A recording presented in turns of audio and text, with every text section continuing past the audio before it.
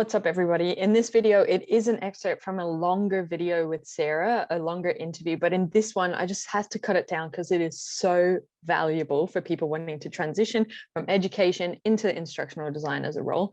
We start off with some quick fire questions. So I basically Googled things that you guys are wanting to know the answer to, and Sarah gives like 3-word answers just to get that out really quickly, so you've got some tangible insights and tips. And then the second part is we actually give each other questions and hold an interview. So we do behavioral type interviews. We ask about the instructional design process. We ask about what tools you use and things like that. And then we each give each other feedback. So we really believe this will add a lot of value to you. Take your notebooks out, take action on what resonates, improve your stuff. You can land your dream job. You can create the dream job that you want. And I know this video will help and add a lot of value to you. So enjoy. So I want to go into like quick fire. Okay. Yeah. So I've got some things that I just thought we'd like I Googled what's common questions, stuff like that come up. So if you can answer it. 1 to 2 sentences, I will do my best. I was going to say 3 words or less. Oh, I was just checking we'll go for 3 words. I like or the less challenge. First. Yeah. Okay. All right. Advice for teacher wanting to change careers. Oh gosh. Okay. Dig in deep. I like it. How do I get experience? Seek it out. Oh, you're going to keep into the 3. Must-haves on a resume. Can I ask a follow-up question? For instructional design or any resume? Instructional design. I would say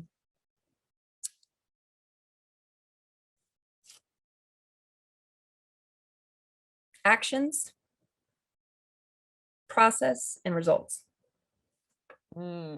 Nice. That will also serve you for doing interviews, people. So the actions you took, what was it? Actions.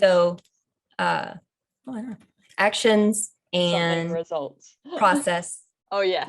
How you got there. So when you write your key achievements, making sure that you're saying, this is what I did, this is how I did it, and this is why it's valuable. And if, it's really important to really dig deep into why should they care. Like if you're watching a mattress commercial and you're like, oh yeah, I need a new mattress. And they're talking about, oh, we have this mattress, that mattress. And then all of a sudden they start talking about their Coca-Cola vending machine in the front office. You're like, what? It's distracting.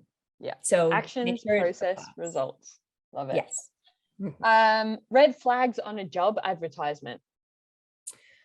Ooh. 3 words or less. Can I do 4 words? Yeah, go on then. I'll let you. Too much for too little. Oh, good. I'll back that. I reinforce. What do you call? I vote for that too. Okay, you can have 3 of these. So common terms from the instructional design space that are different to teaching language, but are actually the same skills or task. Business goals and objectives, AKA state standards. Cool. Students, AKA learners / audience. And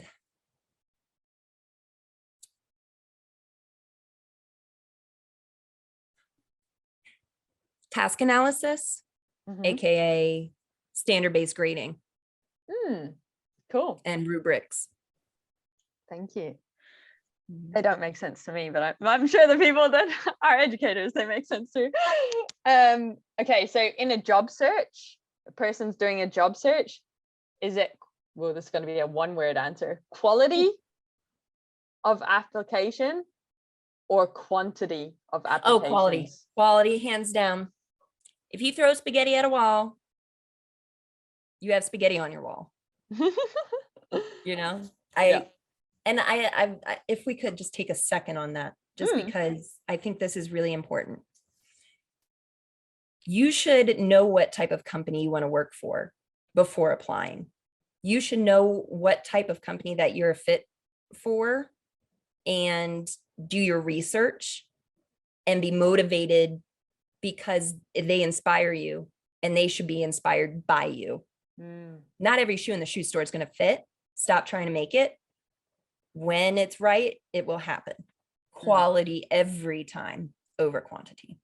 Absolutely. From my own experience, like if I've applied for 5 jobs in my career, I've got 3 of them. And like, yeah, that's because I really, like, I spent maybe 2 or 3 days preparing that application, preparing for the interview, but I was like aligned to the organization, that role, it just spoke to me. I was like, that's me right there. So I was like, I'm doing everything in my power to make sure that there is no no's along this, and it's worked for me. So right. I'm and you know, it's so important, you know, to when you're applying to like 100+ jobs, you're not remembering what jobs you're applying for, and they call you and they're like, oh, we're calling about X, Y, and Z position. And if you're not ready for that and you're like, oh, what was that for again? You just went down several notches as far as desirability because they want somebody interested in them. It's wasted energy for your life as well, applying for too many, I believe. Things to Google to learn more about.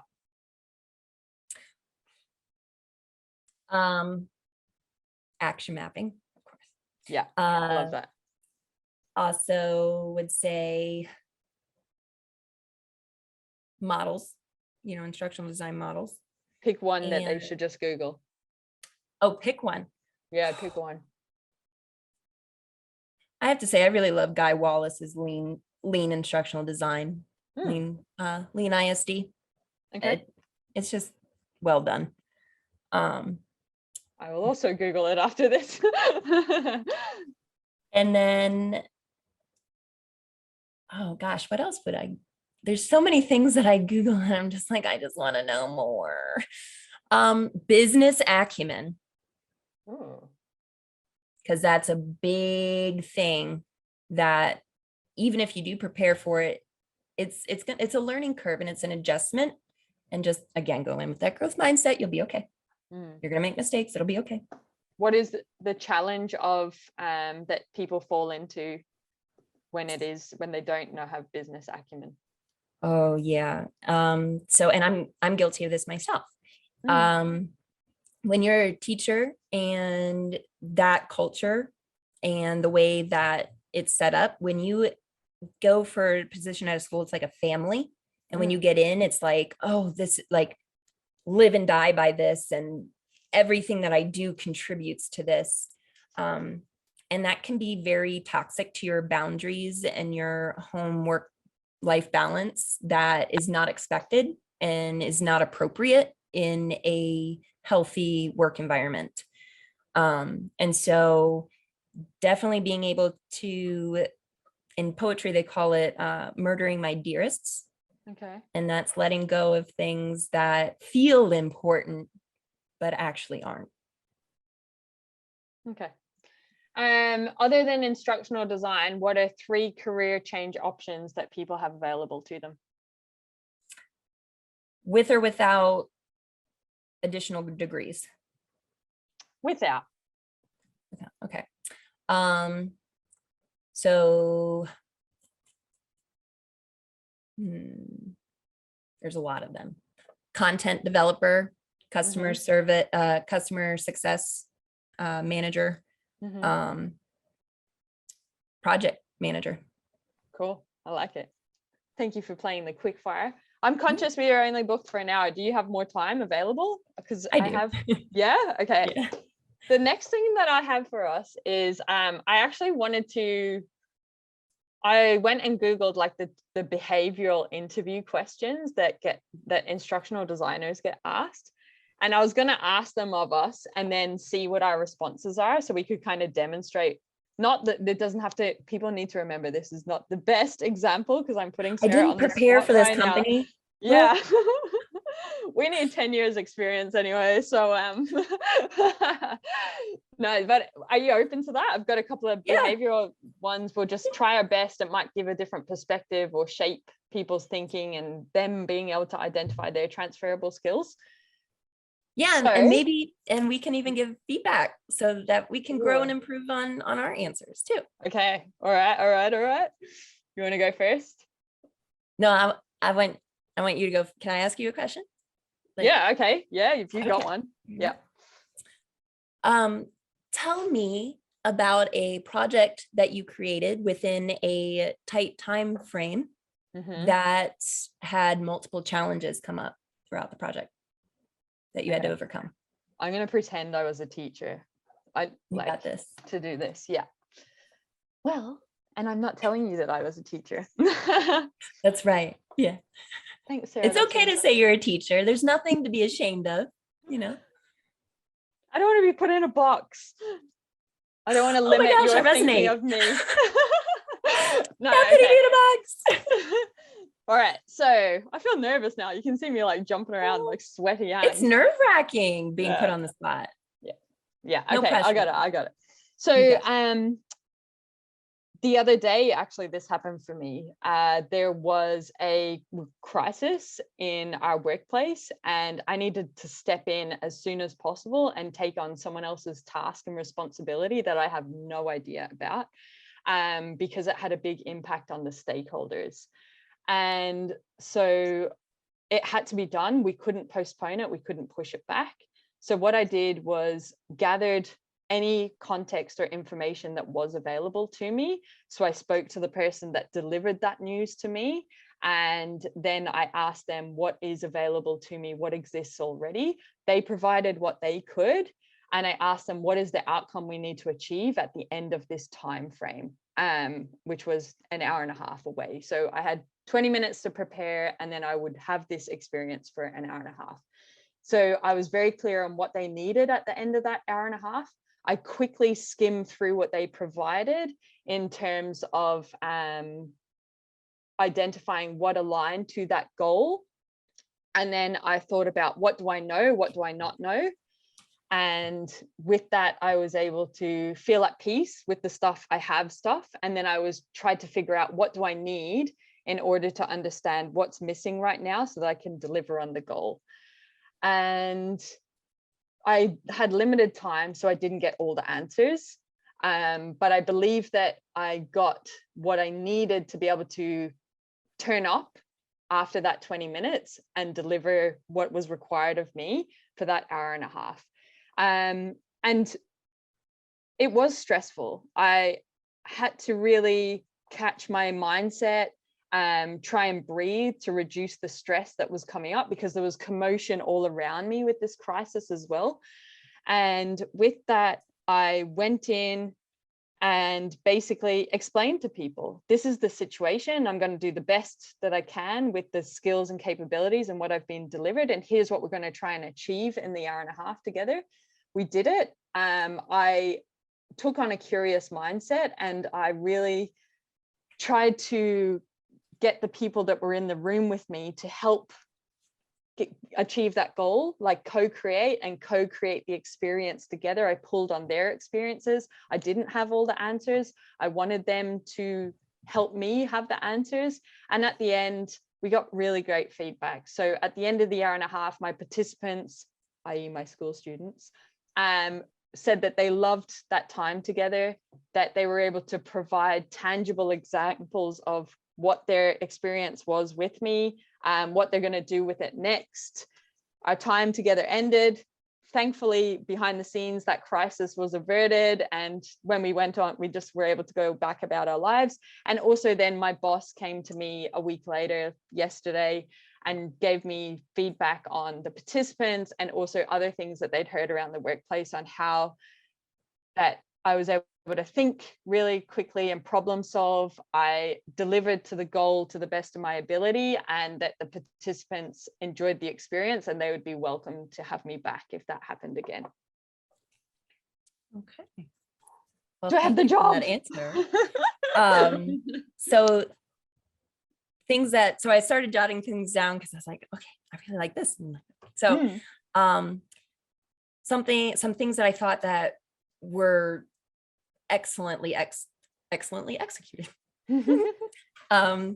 Use I language, which is really important. Sometimes as candidates, we tend to use we language because it's like, oh, well, I don't want to seem like I'm taking credit for somebody else's work. But when you're in an interview, it's important to really emphasize what your contributions were. So I really appreciated the I language versus, oh, we did this together, because that doesn't tell me what you did. So great job with the I language. Your analysis component and your acknowledgement of missing factors and how you problem solved. It wasn't just, oh, well, I didn't know how to do it, so, I just waited for somebody to tell me. Like, I could see that being very applicable to multiple situations and getting stuff done without hand-holding from a manager. I like that you level set with your clients and your stakeholders for their expectations, and you made sure to have clear continual communication throughout the experience. And a growth mindset. You knew you didn't know it all, but you incorporated as best you could.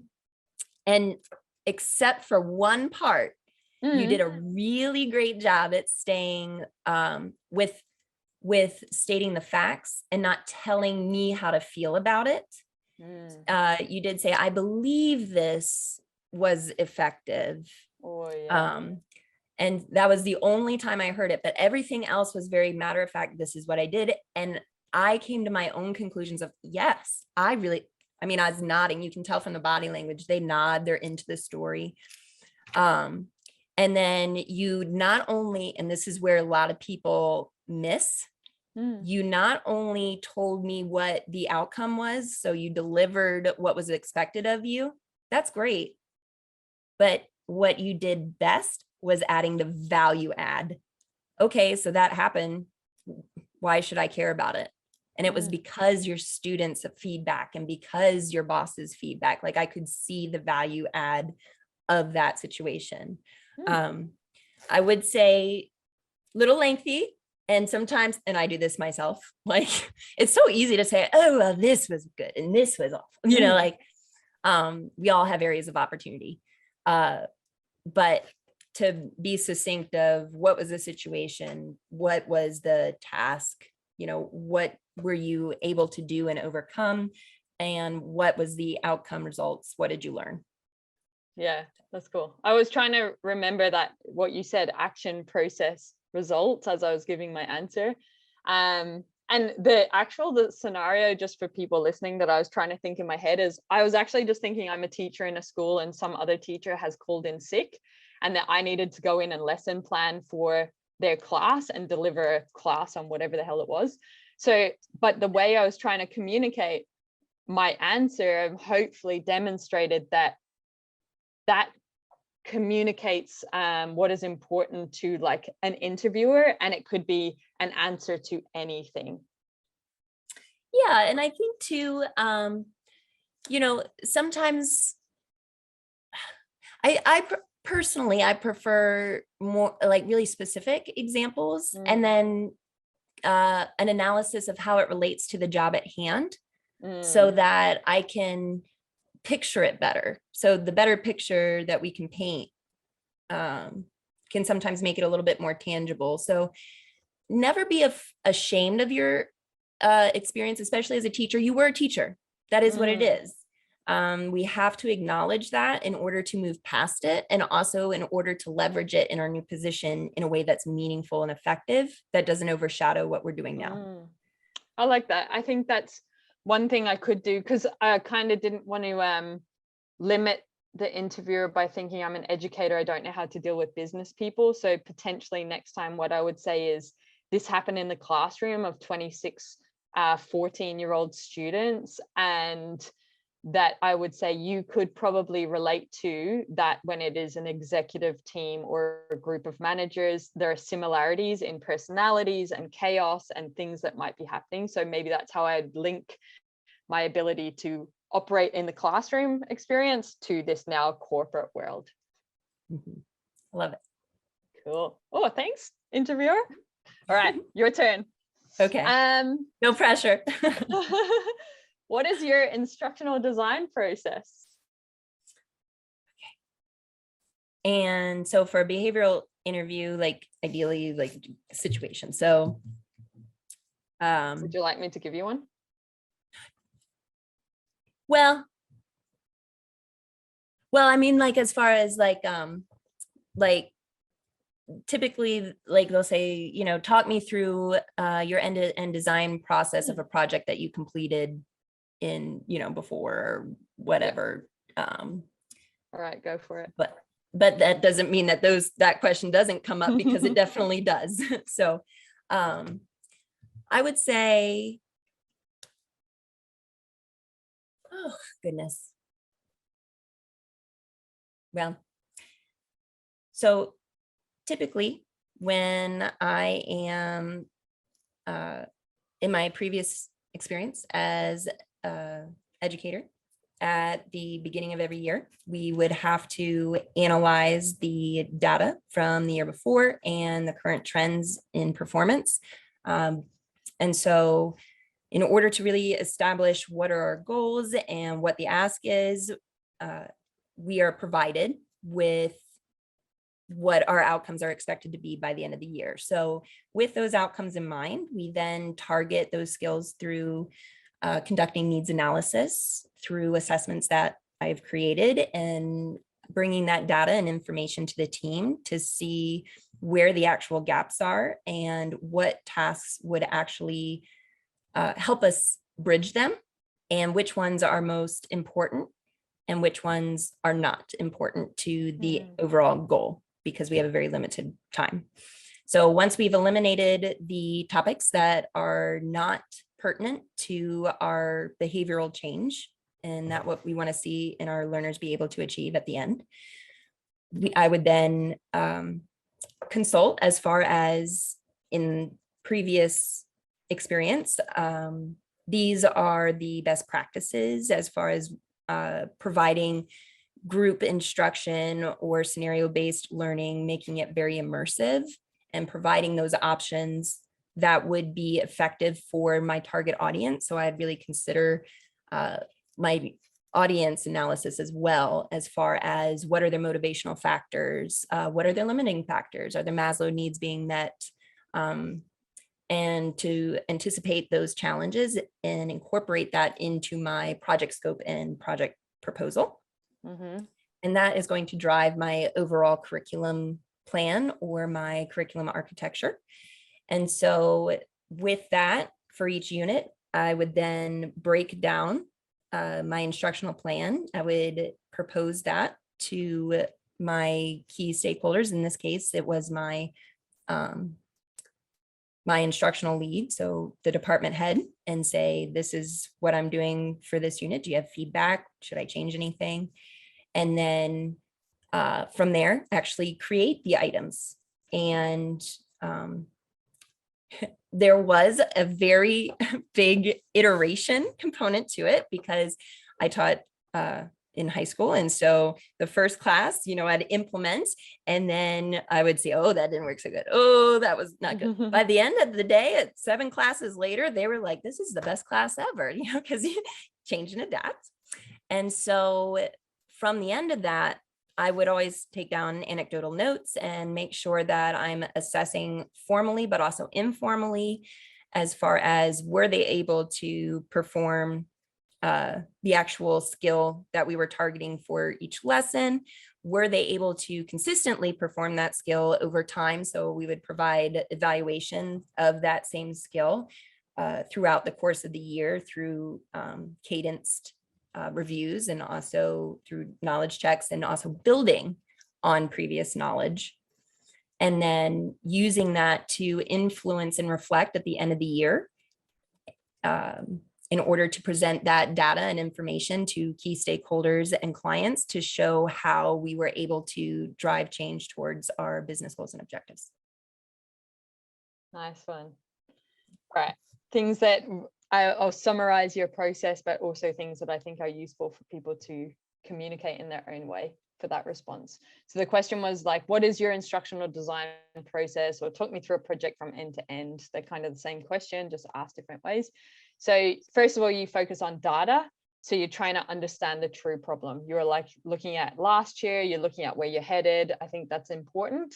Then you have a goal. So it's clear that you're actually trying to solve some sort of problem and do something, not just for the sake of it. So that's quite, it seems very obvious, but not everyone does it as an instructional designer. So, or as a teacher. Okay, well, there you go. So understanding the true problem. Oh no, she did. No. So understand the true that was problem. fake. You didn't hear that. Understand the true problem and have a goal that you're trying to work towards. Then you talked about your needs analysis, and what was good on a more detailed level is that you talked about there's going to be a lot of information. Some's going to be important, some's not. Some's need to know, some's nice to know. And then you demonstrated your knowledge. So you're like, it could be this, or it could be this. We're not sure yet, but we're going to figure it out through our process. And you also demonstrated that you wanted to involve and show empathy towards your audience. So what's important to them, what are their motivations? And then I was able to make the assumptions that you probably, if you're good, will actually consider it as part of the solution that you do create. You were also able to demonstrate how you deal with hierarchy. So you said your department head. For me, I'm thinking that's someone higher up, and she feels comfortable to be in meetings and having conversations and presenting work and taking on feedback from that person. So I think that was quite useful. And then the other opportunity that you presented for me to consider, and which is important, is the continuous improvement aspect. So you talked about how you'd review, reflect, and improve at the end. Well done, missed Sarah. my value, my like explicit impact value add though. Would you like to do after it now? I just praised yours? Yeah, I was like, oh dang it. If you miss something in an interview question, don't get hung up on it. If you need a moment to think, ask for it. Say, there's a couple different ways that you can do that. You can say, could you please reiterate the question? I want to make sure that I capture all of the components accurately. That gives your brain a little bit of extra processing time. You can outright ask, say, I want to be sure that I provide an answer that is meaningful and directed towards the actual question at hand. May I have a moment to reflect and gather? So I would much rather hear, personally, everybody's different, but I'd much rather hear from somebody who's willing to take a beat and consider more than jump into an impulsive answer that might miss components like impact. So I like it. Do you have another question? We can do one more each. Okay.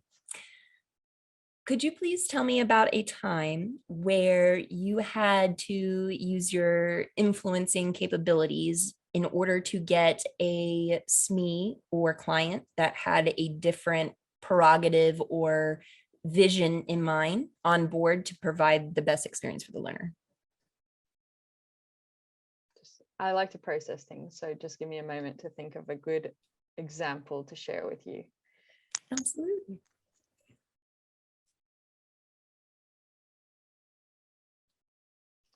So I think as an instructional designer, what the mindset that I have is that we're dealing with people and no two people are the same.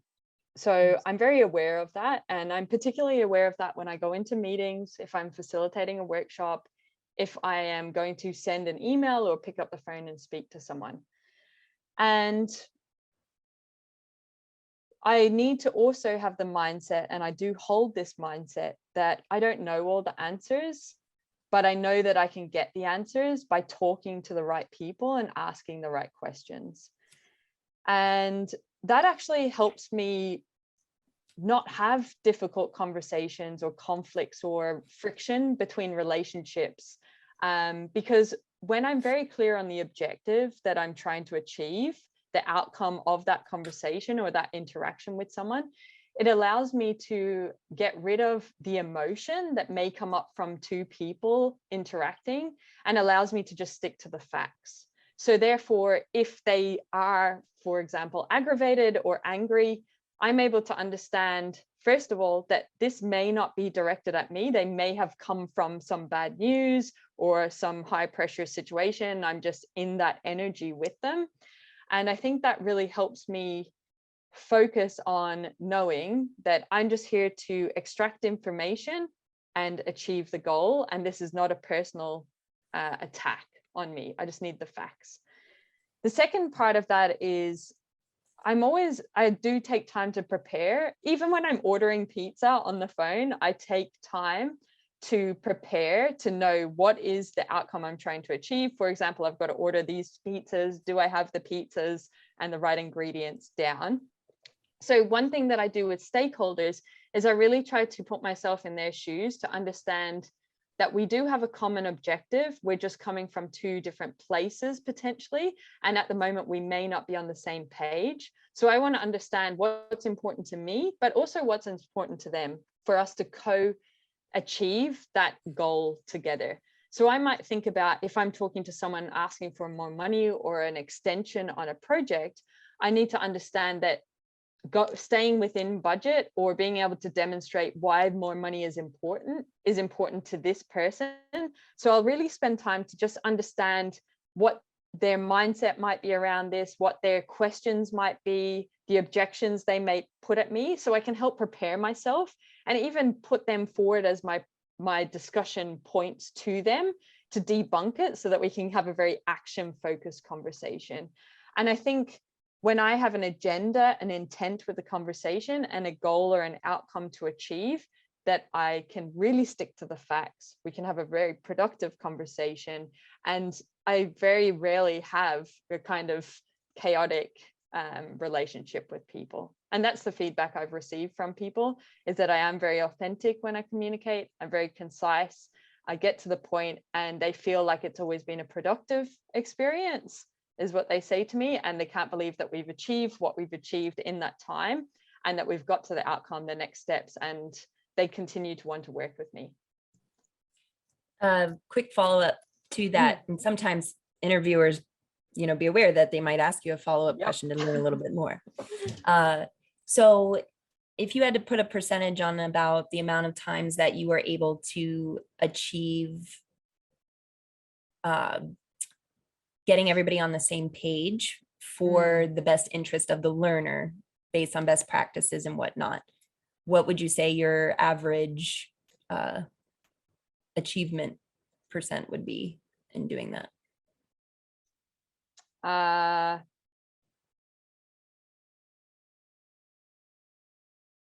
Within my control, 100% of the time, because I run a workshop with the people up front, and I have those right people in there to co-create. I'm going to do this really quickly now because I'm conscious of time. So I co-create the outcome. We're all on the same page together.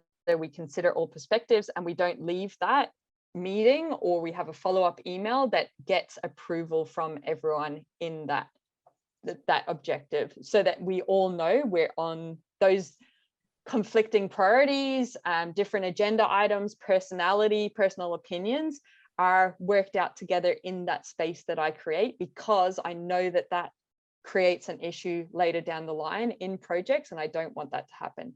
Now, where it goes beyond my control is potentially a new person coming into a role that hasn't been part of that conversation, or a new person being part of the project that wasn't there from the beginning. So when they come in, how I do try to minimize any impact where those conflicting things may happen later down the track is that when they join, I will communicate and say, this is the agreed outcome, that all of these, this is the journey so far, this is the agreed outcome. And if you believe it needs to shift, we need to have a discussion. Otherwise, this is what we will be targeting as we progress with decisions, actions that we take throughout the project. I love that. I'm actually going to work backwards in that dissection. What I loved most about your follow-up answer was that I could tell that you had best practices in mind. You had ideas as far as like solutions, but you weren't married to them. And that was very apparent. And you were willing to acknowledge that additional perspectives from the information that was gleaned during those conversations could actually have an impact on what you feel would be the best practice. And it's about compromise and finding, again, what's best for your audience. So that was very powerful for me. It resonated with me.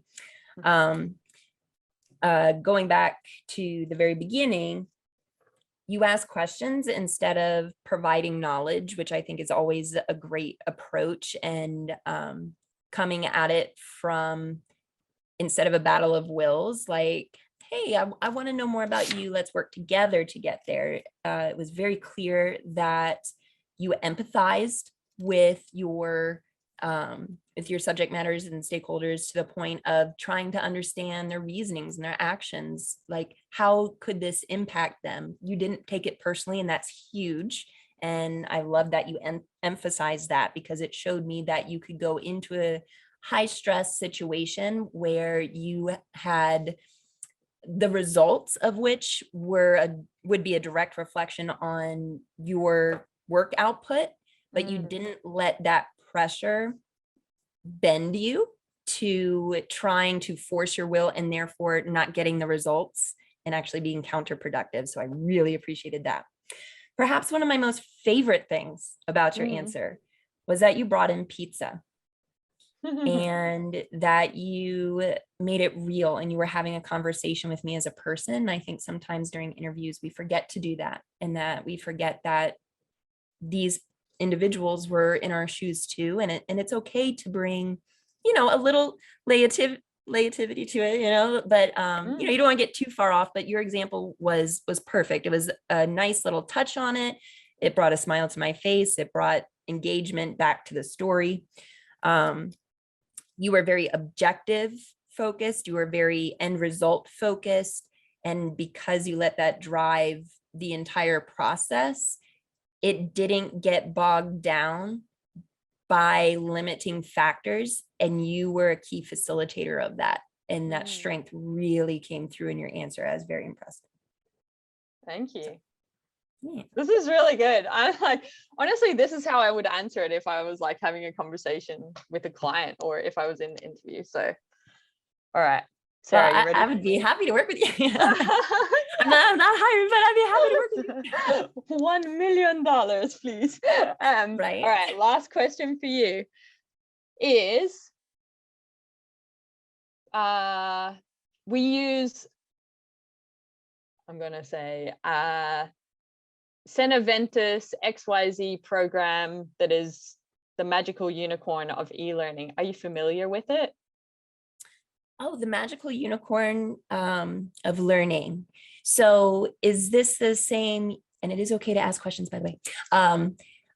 Are you referring to the program that was in News Weekly last week? Was it that program? I'm not sure, but I just know that that's what our L&D have told me to ask you. Like, our L&D team say that's what we develop our e-learning in. It must be developed in it. Oh, I see. So I don't have direct experience with that particular program. However, if it's a comprehensive program in developing e-learning, I have gone through the adoption and implementation of several different comprehensive programs like Articulate Storyline 360. I've used Articulate Rise. I've used H5P, as well as, non-e-learning components that I have doctored to make that. So for example, being creative with PowerPoint in order to create triggers and interactive components.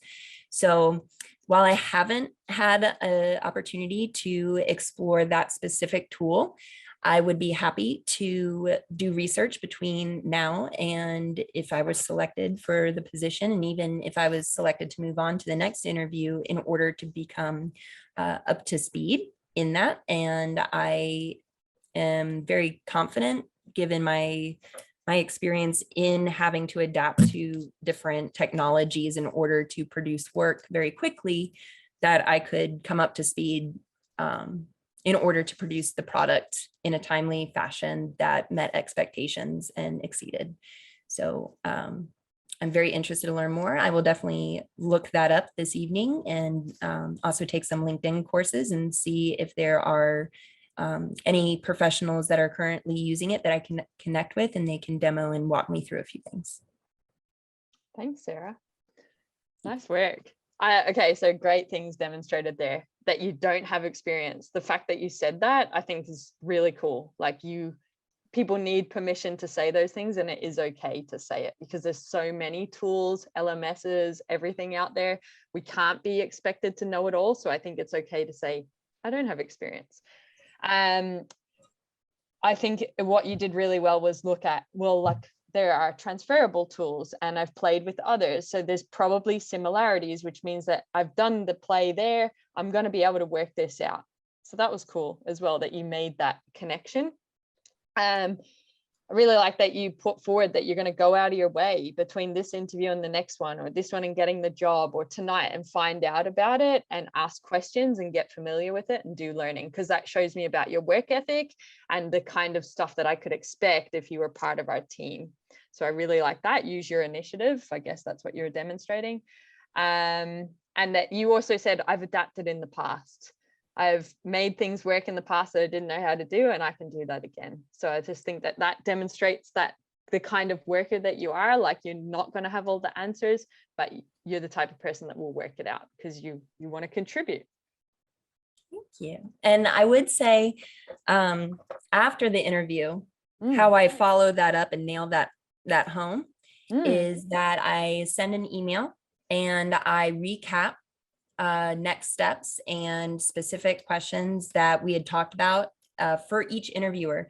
Send each interviewer a separate email that is tailored to the questions and discussion that you had there. If you said that you were going to do X, Y, and Z steps, then you show that how you've already started. I would follow up by immediately going in and finding like courses and signing up for courses and finding people to talk to. And then in the email, I would say, thank you so much for sharing awareness about this tool that you use. I'm super excited to dig in. I've already signed up for X, Y, and Z course, and here are the links. And I've connected with, Bob Schmab and so, to have an appointment within the coming days in order to get that demoed and start digging my feet in. So even if I'm not considered for this position, it's a wonderful learning opportunity, and I appreciate you helping me grow. Good. Really like that. I'd be stoked if I saw that. Definitely. You got to stand out. It's not just about saying you'll do something. It's following through. It's the follow through, Yeah. Love it. Love it. All right, Sarah, this has been amazing. I feel like this will add a lot of value to people's lives. So thank you for the experiment with me, like doing the quick fire and doing these interview questions. Much fun. It's good because like your stuff on your website, the link is in the description. It's the checklist, it's the steps, all that sort of stuff. So what we're trying to do here is that real world application. What does it look like? So thank you for that. Thank you for the value that you've brought. I'm really grateful that you've taken the time to share with us and the people that watch it. And I'll just encourage the people that do watch this, please share this with other people, because a job is a really, really important thing for people. It is people's livelihood. It can really crush people's confidence when they're applying for hundreds and hundreds of jobs. And you do see people out there struggling. So please share this video, because you can have the impact and change their lives if they are exposed to, it's just, they don't know what they don't know. And videos and being able to demonstrate what we have today really just helps people go, oh, that's what I'm going to do next time. And that might be the one thing that lands them their dream job and means that they can live the life that they want, can just eat even. So please do that. And thank you for choosing to learn with us. Peace out. Thanks, everyone. What's up, awesome human? Thank you on behalf of myself and the Belvista Studios team for continuously choosing to learn with us. We really appreciate it.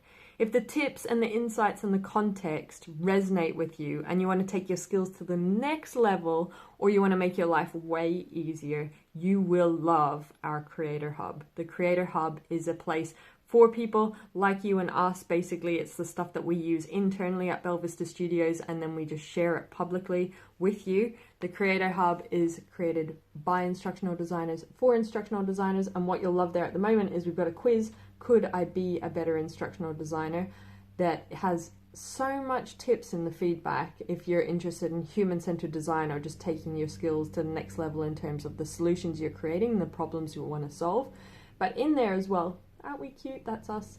But we've got the coaching courses, freebies, give us gratitude, and also we've got some templates. And basically they're always around the lens of learning experience design, instructional design, and e-learning. So a human-centered design focus is very much what we're about at Belvista Studios. So putting your learners at the heart of a solution and creating something for their needs. So there's the human-centered design stuff, and then we've also got the business stuff. So this is the stuff they don't teach you about when you want to become a freelancer or a consultant in the instructional design world. So go check it out. The link is in the description. You can check out everything that is available for you. Thank you for choosing to learn with us. Continuously invest in your skills. You will be rewarded as an instructional designer. Share this stuff, share it with other people, because when we are better instructional designers, we create better solutions that create better humans, that create a better world. So we have a very important role, and I'm excited to be on this journey with you. Have an awesome day.